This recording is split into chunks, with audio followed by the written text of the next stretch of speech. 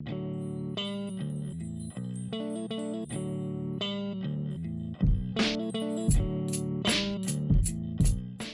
up, you guys, and welcome back to my channel. So I will be discussing a solved case for you today. This is a very, very horrific and brutal case. It is a solved murder, and it's one of those that had a really quick turnaround. It's not like this case sat forever unsolved. It's not like the detectives and police department didn't do their job. This is probably some of the most diligent work I have seen in pretty much almost all the cases that I have looked into. And it's almost what makes it so scary, because the end outcome left me feeling I don't like to use the word satisfied because that's not necessarily appropriate for the content that I speak about, but we typically like looking into solved cases because there's some sort of closure there, and we get to understand how things got from point A to point B. We get to learn how to protect ourselves and understand how the police system works and the judicial system in general. But by the end of my research, I left feeling angry. I left feeling like the people that we're supposed to trust the most just see us as a number, see us as insignificant, and that is a very, very scary feeling. A lot of things that happen in this particular case will make you question a lot and think about a lot and think about what you do and the reality of crime, and that's why I thought it was so important to bring it to you today. So today I will be talking about the solved case of the murder of Reagan Tokes. So Reagan was born March 13th, 1995 in Edgewood, Kentucky, but her parents, Toby and Lisa, raised her and her younger sister in Ohio, and this is where she excelled her entire life. She was one smart cookie. She was a well-rounded individual. She was very active in church. She took a lot of different mission trips. She was very active in school. She played on the lacrosse team and the tennis team. She was a great person. She was someone that you could go and ask her information about some of the most random things, and she would be able to kind of just like word vomit all this information back out at you. She was just an incredible individual. She ended up graduating from Anthony Wayne High School with a 4.5 GPA, and she went on to Ohio State University.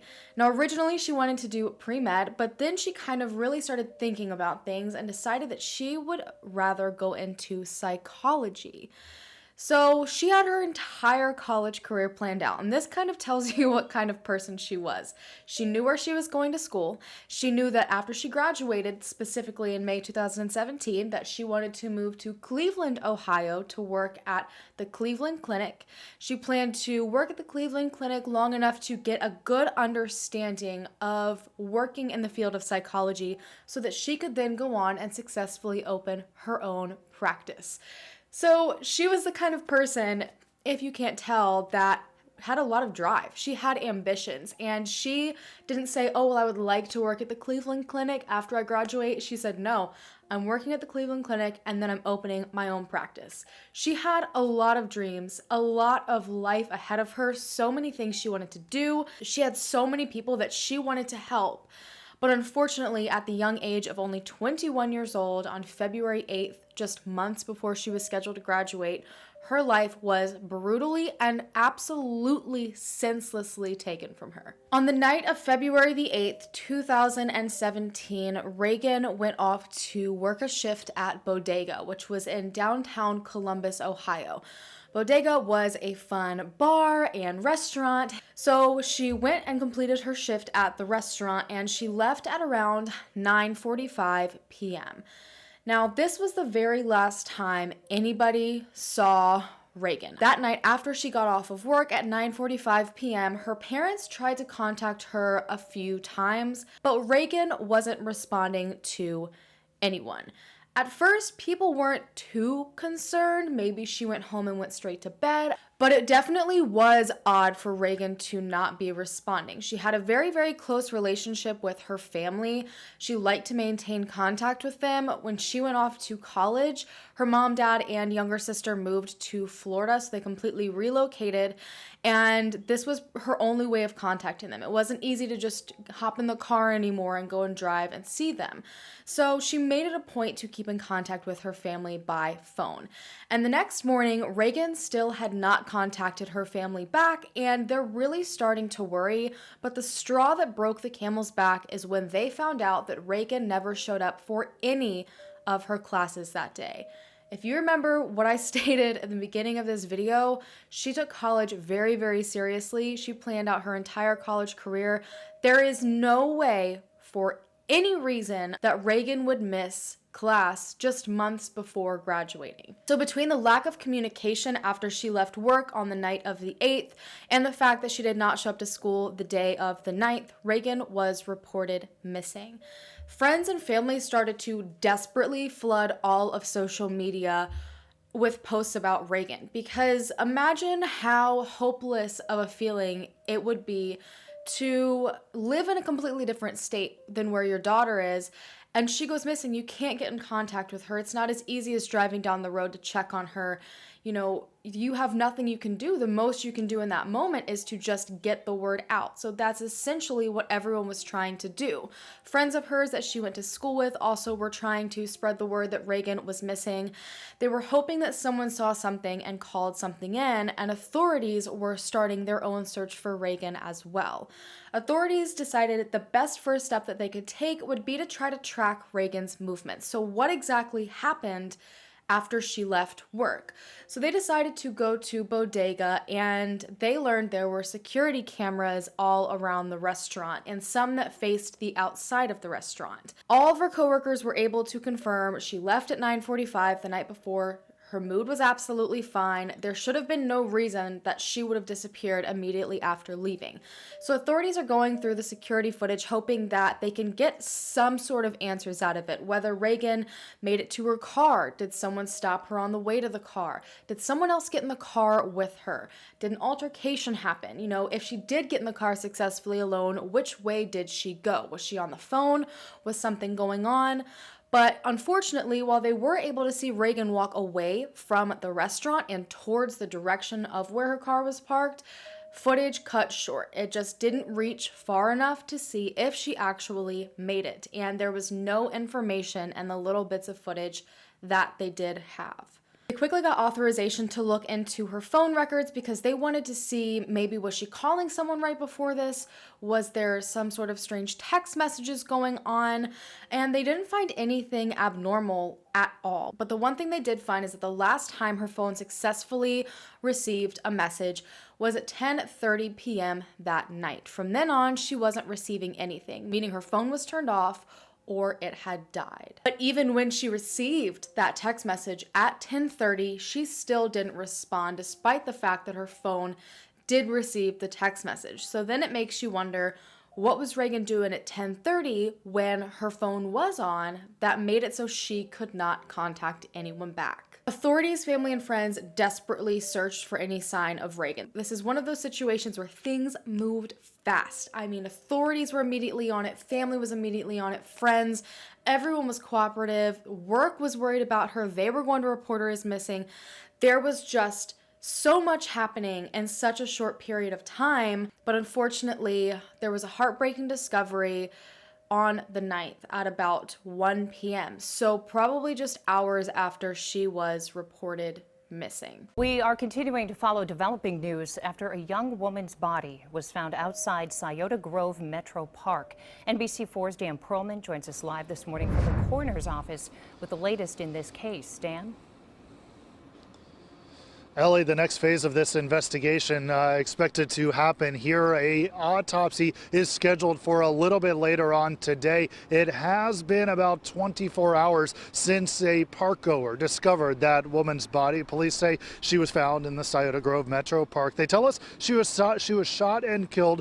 No word this morning on a possible suspect. Also, no official word quite yet as to who this body belongs to. Of course, once we learn that information, hopefully today, we will be sure to pass it on to you. We are live in Columbus. Dan Perlman, NBC4. At 1 p.m. the day of the 9th, two individuals in Scioto, and I don't know if I'm pronouncing that right, Scioto Grove Metro Park, stumbled across her unclothed body, thrown only, I think, a few yards from the entrance of the park, and she had been shot.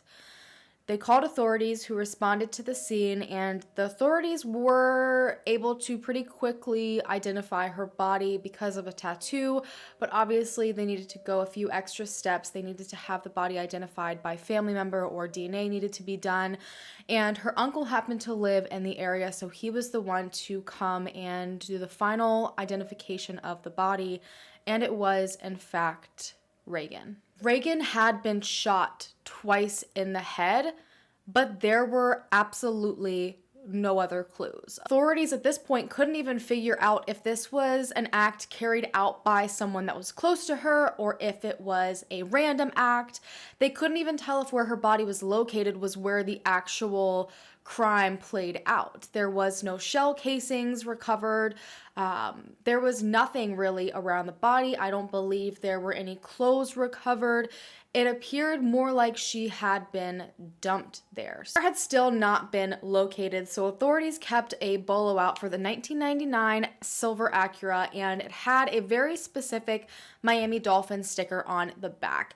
And authorities were hoping that if the car was found, it would lend them some answers, because she likely, again, was dropped off there. And since the car was nowhere in close proximity to the park, whoever did this to her had to have driven this car a decent distance. And that means there's a huge opportunity they left something of themselves behind in the vehicle. And sure enough, shortly after Reagan's body was found, the car was located abandoned in southeast Columbus, Ohio.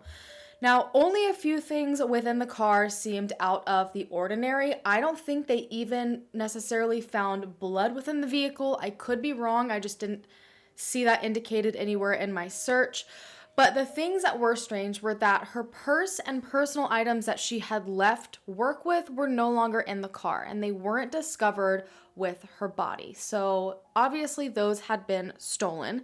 There was also a gas can in the car, and that's not something that she typically carried around with her. And then they found cigarette butts.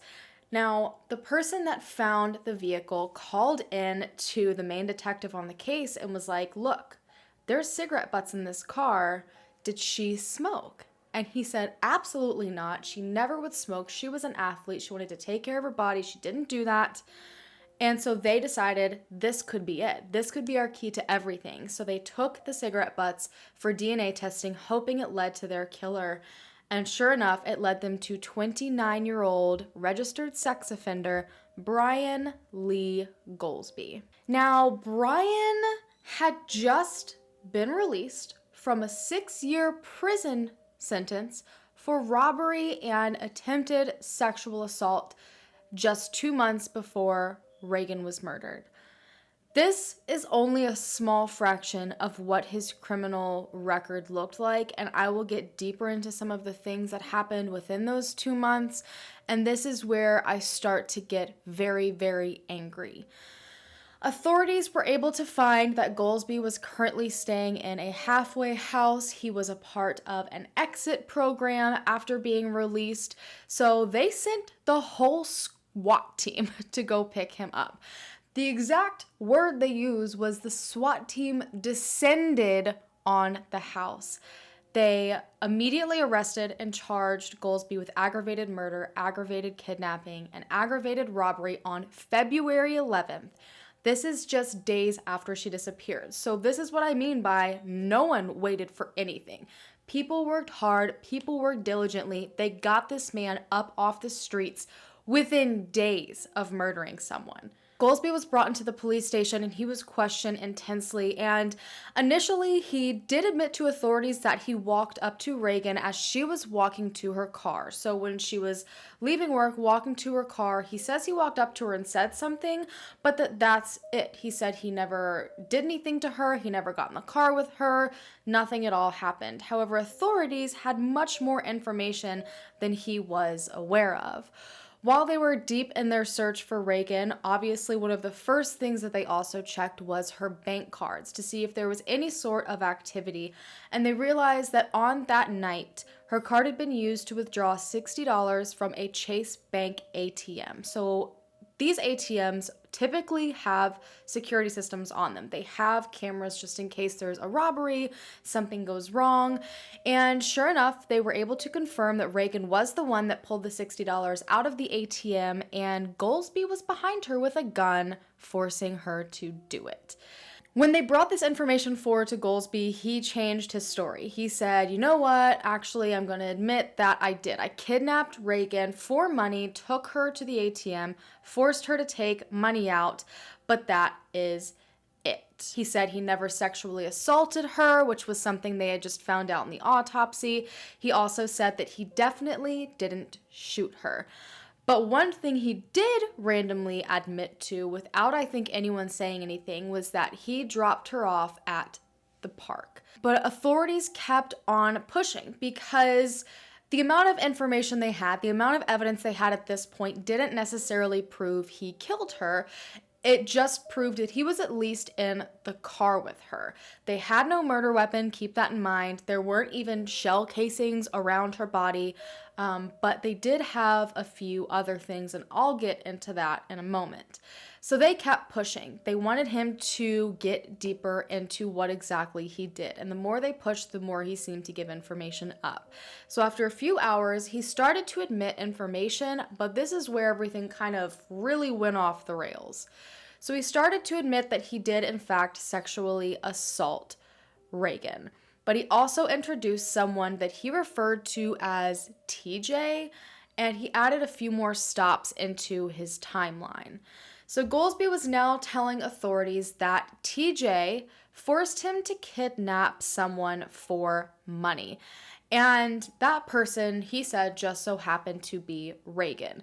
Now, he claimed that they took Reagan, put her in the car, and then he immediately drove TJ to the park where Reagan was found and dropped him off. Why? Absolutely no idea. He said that he then took Reagan alone, so just Goolsbee and Reagan, to the gas station where he picked up the gas can. And they also went to the ATM to withdraw the money. Now, he said this is when he went back to the park, back where TJ was, and TJ told him that he had to sexually assault Reagan. So Goolsbee's claiming he was just doing what TJ told him to do, and he said that TJ forced him to make her take her clothes off before kicking her out of the car and into the park. Goolsbee then says that he wasn't the one that killed Reagan, but TJ pulled out a gun and shot Reagan twice before they drove away. He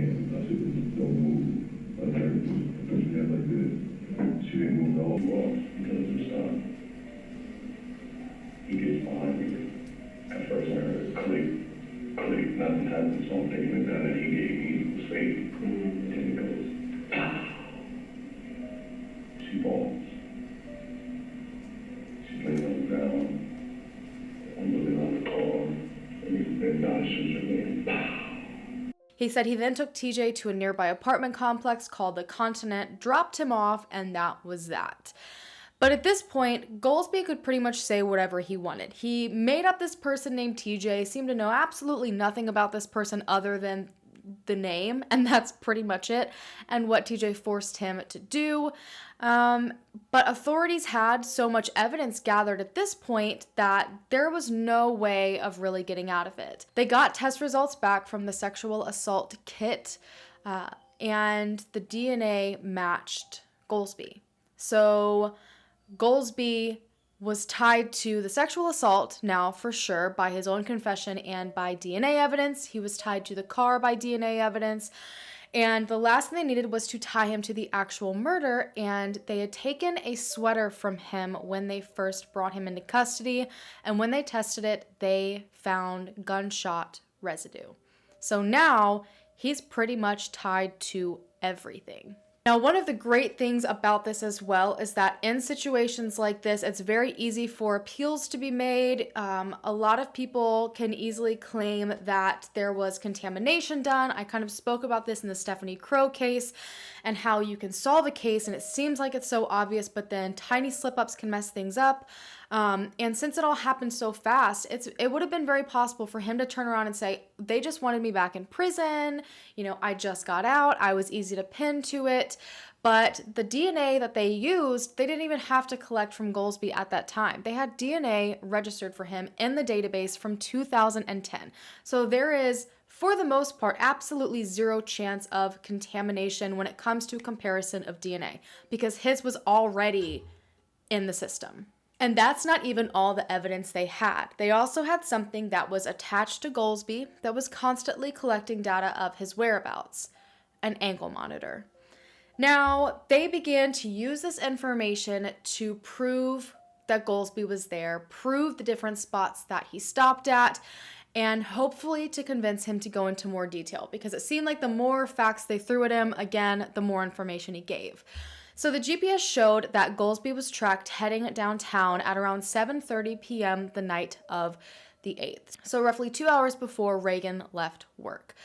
His tracker picked up speed, so they figured he likely took a bus and was heading downtown in a bus because of the speed he was moving, and he was dropped off at around, I believe, 3rd Avenue before his tracker slowed down again. Now, he wandered around for a little bit, and then he started making circles around the bodega, so where Reagan worked, and he made circles around this location for around an hour. So it's pretty safe to say he likely was trying to scope out a victim at this point. And then suddenly around 9:45, his speed picked up again and he stopped walking in circles around bodega and he started going 20 miles an hour in a completely different direction. Now, this time, based on the stops that the car was making, the pace, the different route it was taking, they were able to figure out this definitely was not a city bus. It had to have been someone's personal vehicle. So this lines up perfectly with him stopping Reagan on her way to her car, forcing her in the car, and then driving away. 10:02, Goolsbee stopped at a Chase bank. So just about 15 minutes later, and this is where they had footage of Reagan taking the money out of the bank and Goolsbee holding a gun, forcing her to do this. Then at 10:14, I've seen that they were at another bank. I am not sure if this transaction was successful. I don't know if he just decided he wanted more money. I've only seen the second bank stop on a few different sources, so just to throw that out there. And then at 10:18, Goolsbee was stationary in a nearby alley for 12 plus minutes. So this is likely when Reagan was actually sexually assaulted, not when he says she was, which is right before she was left in the park, because they stayed in this random back alley for a while. Goolsbee stopped again at 11:12, almost an hour later at a Sunco gas station. I know that at one of these gas stations, he was the one who went in and picked up a gas can. Now, I personally do not believe at this point Reagan was alive anymore. She at least was not conscious. I don't think someone that's kidnapped somebody would leave them in the vehicle alone. I don't know this for a fact. That's just my assumption based on the timeline and the actions. And then 9 minutes after the last trip to the gas station, Goolsbee was at the Grove Metro Park and he only remained there for 4 minutes total. So the tracker as well didn't support this idea of someone named TJ being there. So this TJ person likely did not exist. It was just someone he threw out there to kind of put the blame on somebody else. He never took this TJ person to the Continent Apartments, none of that, but one place that he did show up was at the apartment of a female friend. Now this girl was only, I think, 20 years old at the time, and she had just met him, I believe, in December at a bus stop, and they exchanged numbers. And when authorities showed up to question this woman, she actually walked into the police station with Reagan's Kate Spade purse. It still had all of Reagan's personal items in it, including her Kate Spade wallet. It had her planner in it. It had receipts from items she had purchased. It even had her favorite lotion. So the reason why Reagan's personal items weren't in the car is because Goolsbee had given them to this girl he was talking to. The young woman told authorities that Goolsbee showed up at her apartment around the same time that the tracker claimed he showed up. I think it was actually a little after midnight. And after picking her up, she said they went to McDonald's. The woman claimed that Goolsbee showed up in a gray car with a Miami Dolphins sticker on the back of it. And she said that it wasn't the car he typically came to see her in. He didn't usually even have a car. He was typically being driven around by other people. She also said that she remembered the car smelled strongly of gas, and she asked him about it. She asked why it did, and he said that he stopped at a gas station to fill up a gas can so that he wouldn't have to stop and get gas. Doesn't make any sense, but interesting explanation. She also claimed that Goolsbee gave her this purse as a gift and that during this time they were together, he showed her a gun. But she said she never questioned the gun, didn't think it was involved in anything bad because her mom told her to always stay away from that kind of situation, to not involve herself with weapons or anything like that. So she just looked at it, kind of ignored it, and moved on. Her story was checked out, and sure enough, it matched with Goolsbee's tracker. Everything. He was at McDonald's at about 1:45 a.m. He left at around 2:10 a.m. and was tracked heading back to the female's apartment. The GPS next tracked Goolsbee to the 700 block of Oakwood Avenue, and this is where Reagan's car was later found. Faced with this information, Goolsbee realized he was busted at this point, and he started to offer up information, likely in hopes of getting a plea deal. He told authorities that the revolver used and the casings had been thrown in the sewers in North Linden. He didn't just murder someone, he thought to take the casings with him and throw them in a place where they likely would never be found. Authorities went to these locations and they ended up finding these items in two separate sewers, and once an expert finally was able to look at the gun, they were able to match it to the murder weapon, the weapon that ended Reagan's life. The trial was an intense one, to say the least. One of their main witnesses, the young woman that Goolsbee was with early morning hours after Reagan was killed, she changed her story at first. Her original statement on the 16th of February, just days after Goolsbee was arrested, she had stated they got together a little after midnight and that they kind of parted ways a little after 2 a.m. But once she was up on the stand, she was saying that they actually got together at around 8 or 9 that night. Now, I'm not sure if she just wasn't remembering details correctly, or maybe she felt like she had to lie to protect him, or maybe she was scared of him. Either way, she had completely changed her story to now mess up the timeline of him being able to be involved in Reagan's murder. But no one was going to take that. So they started to show her statements from the 16th and the times she said then. And she pretty quickly was like, yeah, you're right. Never mind. Our meeting was not at 8 or 9. It was much, much later. She also, however, went from saying that Goolsbee showed her the gun those early morning hours to saying that he actually showed it to her a week prior with two other people in the car with them. Now, I don't know if they ever got her to recant that statement and go back to what she said originally, but I do know that she still maintained that the gun was the same kind of gun that was used in Reagan's murder. Now, everyone was kind of trying to figure out why a 20-year-old would be involved with a 28-year-old. They wanted to know if there was something going on, and they found out that he had been giving her money, and the night of the 9th, he gave her $60. So the $60 he forced Reagan to give him out of her bank account.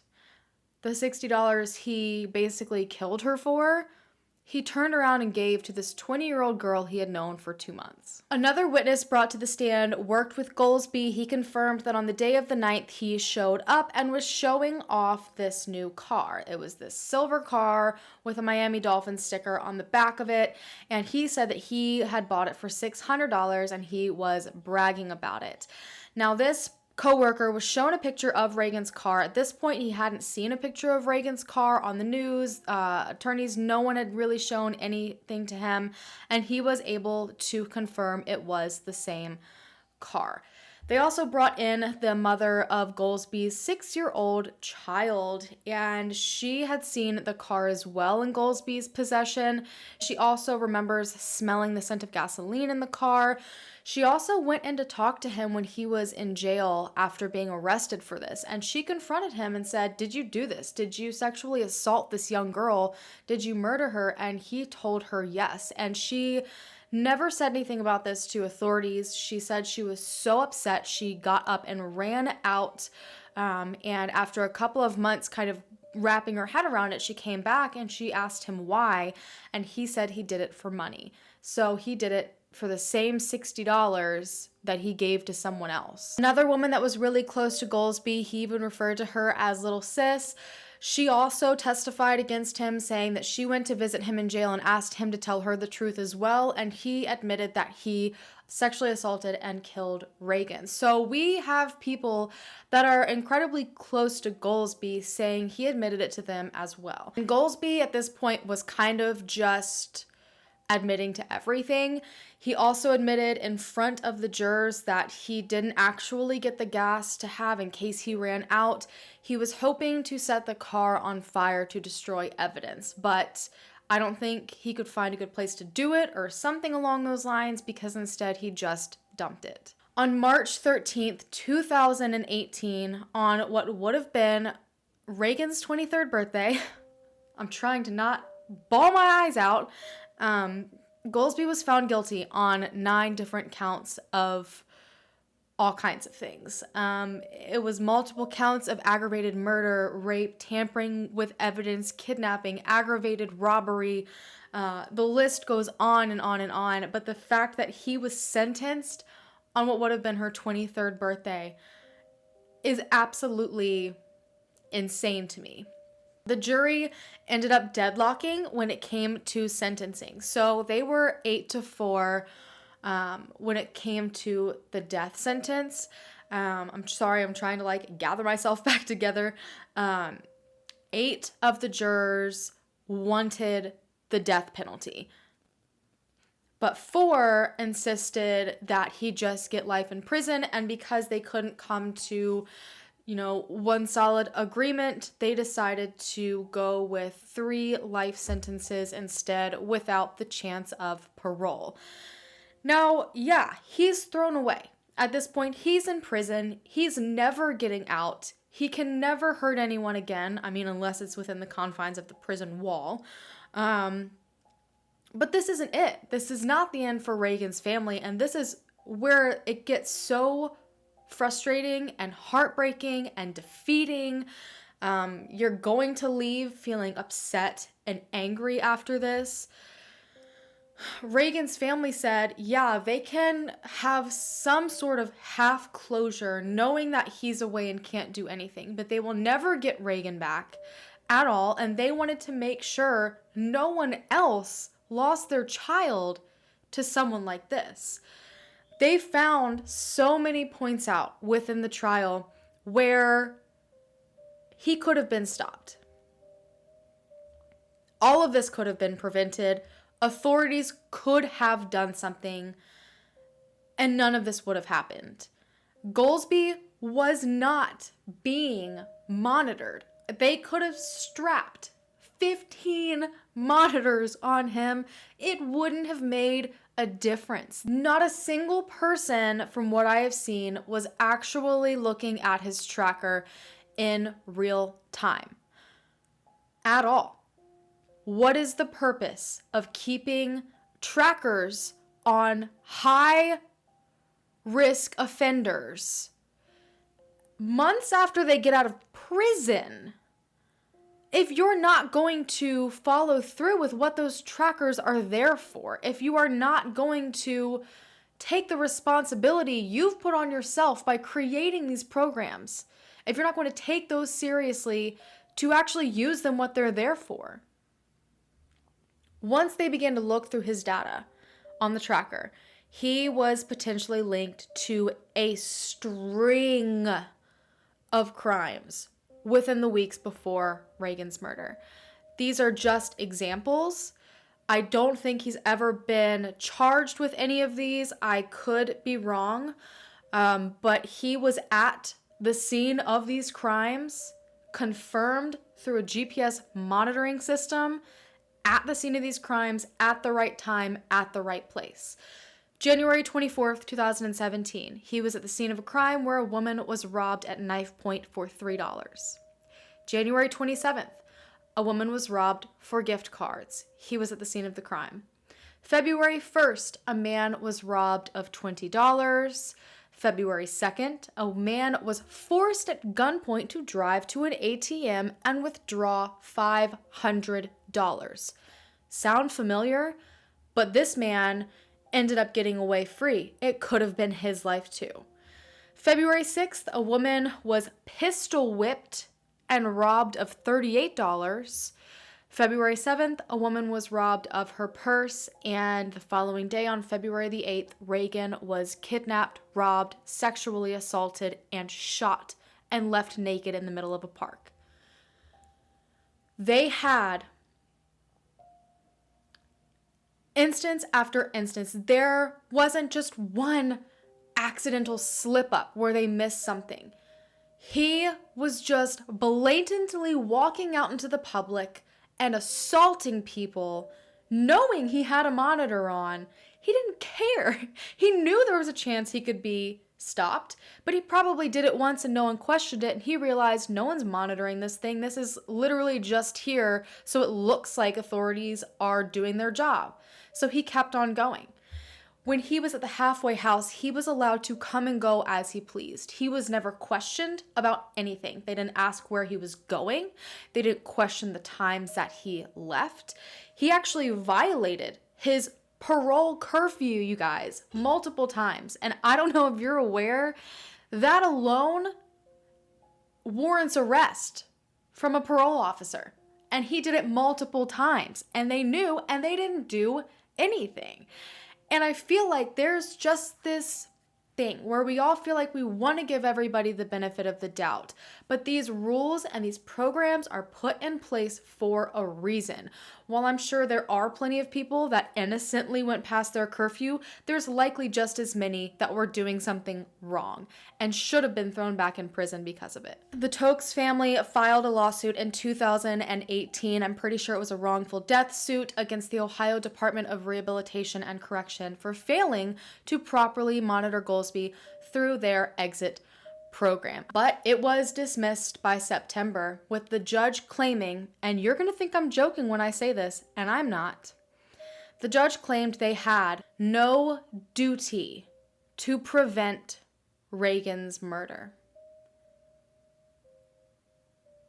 Let that sink in for a minute. But Reagan's family wasn't giving up, and I don't blame them, and they appealed. But again, it was dismissed. And then in May of this year, they appealed again to the Supreme Court. And then on August 6th of this year, so literally just weeks ago, the Supreme Court ruled on that day 6-1 against the Tokes claim.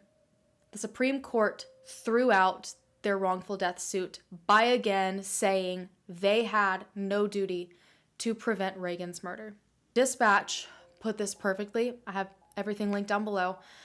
The state is shielded from the damages claimed by governmental immunity because it owed Toke no special duty to protect her from her eventual killer. Just listen to that quote. That's one of those things where you would hear someone say it and you wouldn't even say anything. You just kind of sit back and wait for them to realize how stupid it sounds. That the government protected themselves from their job at preventing someone from being killed. It literally is the dumbest thing I think I've ever heard. He was a high-risk offender. He violated his parole multiple times. He wore an ankle bracelet to prevent things like this from happening. Yet here we are. Yet they're not responsible for him. And they told the family to their faces multiple times it wasn't their duty. The Tokes family started to lobby for new laws and changes in pre-existing laws, and their main goal was to increase penalties for those who commit violent crimes and to require much better monitoring of those that are free in the public with GPS systems working through programs like the Exit Program. In December of 2018, the Reagan Tokes Act was in fact signed into law. This particular law allowed a judge to sentence a violent offender, so not just any offender, it had to be a violent offender, to a range of years in prison rather than a set term. So I'm totally about to just put out a random number right now, but basically it could be something like 20 to 30 years or, something like that. Probably not really what would happen, but again, just an example. And at 20 years, the term would be set to go out, basically. They'd be set to be released. However, they would have to look into that offender's behavior, that inmate's behavior while in prison. If they had bad behavior, if they show no signs of progressing as a decent individual, then it can be said, nope, you're done. You're not getting out. You didn't prove to us that you will go out and successfully function in society. So they could give them up to 50% more time. And it also makes it so that sex offenders cannot receive a reduced sentence in any form, period. So definitely changed a bunch of laws, because with people like Brian Goolsbee, he clearly was not ready to be out of prison. He robbed someone and tried to sexually assault them, landed 6 years in prison for it, and the first things he did when he got out of prison, not even a month later, that's just the ones that I have as examples, he immediately started robbing people again. And then he did successfully sexual assault someone, and that led to murdering someone. If he had been closely monitored in prison and, really evaluated before being released, instead of people just thinking, oh, well, it's his release date, so he's fine now, he can go, maybe this wouldn't have happened. It's, to me, the same dumb concept as the idea that on the age of 21, you suddenly can handle alcohol. Stuff like that. We all handle things differently. Our brains mature differently. Some people don't change, some people do. You can't throw everyone in a time box and think they're all going to come out ready to function in society. So this at least takes further steps to really evaluate each individual. Then when it came to those on parole and monitoring GPS systems, the Reagan Tokes Act would require the Ohio Department of Rehabilitation and Correction to reduce parole officer workload so they can focus more on a smaller number of people to monitor. And also it would require the department to expand their statewide GPS program. So they would have to make sure people are actually paying attention. There's more people to handle the amount of tracking that needs to be done. Now, I know this part of the bill involving GPS monitoring in specific, I'm fairly certain, was reintroduced in March of this year. I think it was just different parts of it, a second part of it. But I know that it stalled in the Senate almost immediately in April. I have not seen if there's been any advancement. Sometimes it can take a really, really long time. I know that the new portions of the law flew through the House like that. Like they were signed, done, boom, boom, thrown to the Senate, but the Senate is just sitting on them. And I'm not really sure why. That's all there is in this case today, but that I'm sure hopefully leaves you all with a lot to think about. There are laws that are in place. There are things that we blindly trust, and I feel like there's no one following up on a lot of this stuff. There's no one making sure that these exit programs and, these different programs run underneath the government, or even third-party situations, they're not being monitored the way that they should, and these inmates can be so dangerous. They have been dangerous. That's why they were inmates to begin with. So when they come out, I just feel like there needs to be something more for these people that are such high-risk offenders. And I don't know, man, it makes me want to go and study every law possible. I want to understand everything. I want to understand the programs that these offenders go into, which ones are required to, which ones are not, and why they would be, why they wouldn't be. There's just like a rabbit hole you can fall down with this. It's just sad. It's just so sad to me. And the worst part about all this is that the government washed their hands of it. Said we had no duty to protect you. Well, I thought that was one of the main duties of the government, was to protect the people. I guess I was wrong. That's it for me today, you guys. I want to thank you so much for taking the time out of your day to listen to Reagan's story. Her family does not want her death to be in vain. They want something to come out of this to protect others. Whether this just teaches you a little bit about personal safety, if you leave work late at night alone. She had pepper spray from what I heard in her purse. It's scary. It's scary to know she could have prevented it, but it happened probably so fast that she couldn't. Make sure you're with someone when you leave work. Never walk out somewhere in the dark alone, in the middle of a downtown area or any area in general. Keep yourself safe. Teach your kids to keep themselves safe. Teach those around you that you care about to keep themselves safe. Look up different tips online, suggestions at, what you can do. I know I talked one time about keeping the keys within your fingers, but then someone said that can actually hurt you. So I have to look up other ways other than that. Maybe on your keychain, they have like little bottles of pepper spray that you can keep on your keychain. Maybe have that there so you don't have to reach in your purse and fumble around for anything. Just keep yourself safe. Keep yourself safe and do whatever you can in your community to make sure programs like this do what they're supposed to be doing. Granted, we all can't force the government or these agencies to do it, but if there is a way you can help, make sure you do. I'm sure her family will continue trying for different laws. I know it had to have been very, very devastating on the 6th, being completely thrown out by the Supreme Court when it came to their wrongful death suit. I'm sure that's a lot they're trying to swallow right now, and my condolences go out to the family. I think it's absolute crap that happened. I don't understand how anyone could wash their hands of that, and I hope somehow something works for them. I hope somehow they receive the justice that they deserve. Reagan receives the justice that she deserves, so much beyond just what Goolsbee did. Thank you guys so much for watching. If you haven't already, hit the subscribe button to become a part of the Hallan fam so we can hopefully bring them home together, and I will see you guys in my next video. Bye.